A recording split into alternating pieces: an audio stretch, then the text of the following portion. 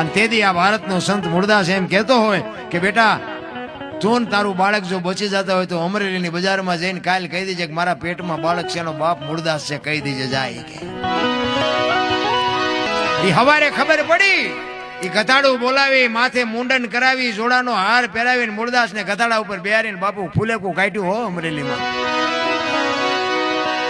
પણ તોય બાપુ એ અમરેલીનો ઈ સંત બાપુ એની સાથી ફાટતી હતી હોય કે ઓલી દીકરીને એનું બાળક તો બચી ગયા ને આવડા ભલન રાજી થતા. ઈ બાપુ હવારે ખબર પડી કે આ તો બાપુ બાપુ કરતા તો ઓલા મૂળદાસ ને બાપુ કહેતા હતા એને તો આવું પાપ કર્યું, આને કાંઠો મારો. એ ઠેબી નદીના હામા કાંઠે બાપુ ઝૂંપડું વાળીને રામ મૂળદાસ બાપુ રહેવા જાય. એને વિચાર થયો કે હવે આ જગત મારું માને નહીં, મને કોઈ સમજી ન કે. જામનગર દરબાર અમારા સ્ટેટ એને કંઠી બંધાવેલી એને મૂળદાસભાઈ અને એને એમ થયું કે ગમે એમ તો દરબાર છે, રાજા છે, એ મારી વાતને સમજી શકે. એ અમરેલીથી બાપુ ત્યાં જાય પણ એના જ્યાં પેલા બાપુ આ વાત જામનગર દરબારને ખબર પડી ને એટલે એને વગર વિચારે કંઠી તોડી નાખી. હવે અમરેલીથી જામનગર ગયા, દરબારગઢમાં જઈને કીધું કે મારે બાપુને મળવું છે. બા સાહેબે કીધું કે બાપુ ઘરે નથી, ક્યાંય ગયા?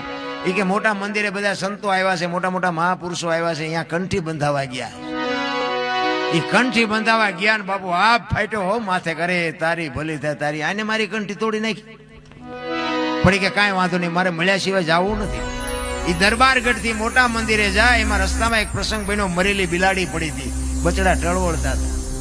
અને અહીંયા બાપુ પહોંચ્યા ને ઉભા રહ્યા અને એને વિચાર કરીને મરેલી બિલાડીને જોડીમાં નાખીને બાપુ આ બધા બેઠા ત્યાં આવ્યા.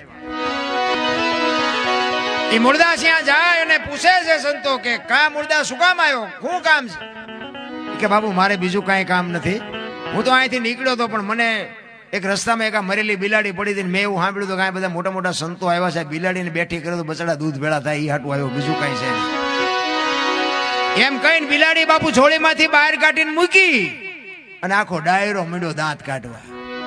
એ કે મૂળદાસ મરેલા કોઈ દી જીવતા ન થાય. એ કે બાપુ મરેલા જીવતા ન થાય તો આખી દુનિયા પાસે નકરી આરતી ઉતરાવી છે. મૂળદાસ કે તમારથી ન થાય તો લાવો કમડળ મારી પાસે.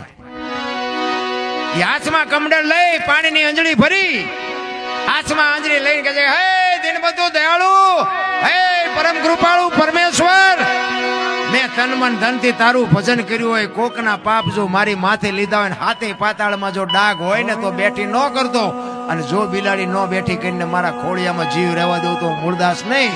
એમ કહીને અંજળી સાટી અને બિલાડી મંડી હાલવા. ડાયરેની દશા શું થઈ છે? This ritual જામનગર દરબાર હિમાં જ બેઠા છે અને ઈ સકરી ખાઈ ગયો, મેં કંઠી તોડીને ભૂલ કરી છે, આનું પાપ